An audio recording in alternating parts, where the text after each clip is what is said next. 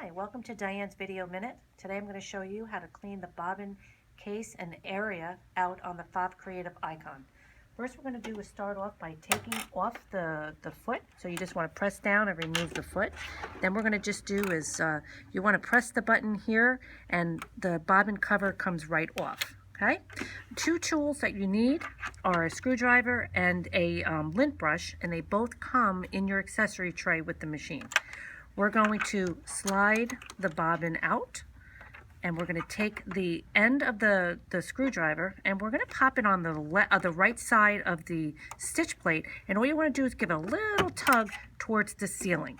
Okay, we're going to then remove the stitch plate off of the machine, and this is what we have so far. We're going to take that little bobbin retainer off.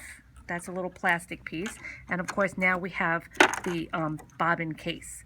We're going to take our lint brush, we're going to clean inside and also outside of it, which is behind it, okay? Then we're going to do is clean the actual bobbin case or the bobbin area out, okay? You want to try to get all the lint that's inside that the case sits on, but also take a look around and make sure there's no threads around, any lint in here. You kind of just want to make sure there's nothing in this area, especially near the thread cutter and of course near the feed dogs. Once you've done all the cleaning there, we're going to go ahead and put the bobbin back in. What we want to do is take the right corner of the bobbin, and it wants to go under this right side, this little piece of metal that sits in the bobbin area, and you want to just kind of point it down and then it scoops right up, okay? And that's how this sits in. If you're in wrong, then you may see how you want to make sure it slides at about 5 degrees from left to right.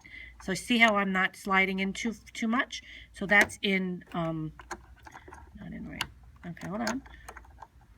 Slide it in, there we go, okay? And now there's not a lot of give there, just like a little bit of a swing there, okay? You want to make sure that the bottom or the right side of that bobbin is hitting against that piece of metal on the right side. Okay, once you do that, we're going to take that bobbin retainer and we're going to slide that towards the front of the machine or towards the front of the bobbin, and we're going to just lay that right on top of the front of that bobbin case. Then we're going to do is take the stitch plate, and there's two little like teeth here, okay? So we want to line those up to the holes on the machine. So again, with this one, we're going to go from towards the back, and we're going to just give it a little tug towards the front, okay? At that point, we're going to go ahead and put our bobbin in, and the way we do that now, I like to the bobbin needs to go in at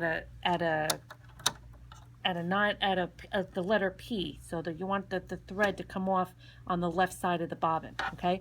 So when we slide that in, the thread is coming off at a clockwise direction.